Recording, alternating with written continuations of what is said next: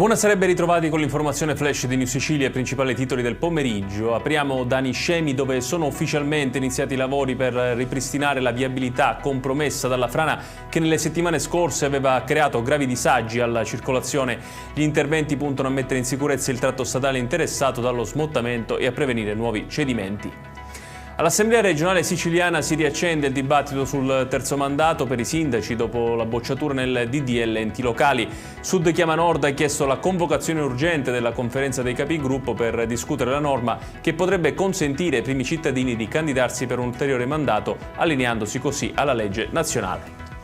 Adesso la questione italo-belga a Mondello. Il deputato Ismaele Lavardera parla di primo passo raggiunto dopo la revoca delle concessioni a seguito dello scandalo che vedeva all'interno della società esponenti legati alla criminalità organizzata. Secondo il deputato regionale, adesso spetta al Comune fare la propria parte per definire in modo concreto gli interventi necessari.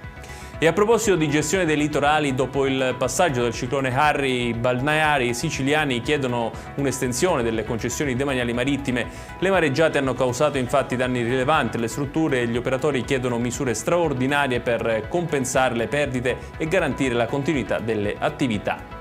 Chiudiamo con il meteo. Nella giornata di domani l'alta pressione, che ha garantito cieli sereni, sarà disturbata da infiltrazioni umide, in particolare nel pomeriggio. Ciò porterà a un rapido aumento della nuvolosità dopo una prima parte di giornata abbastanza assolata. Le temperature subiranno un ribasso nei valori massimi.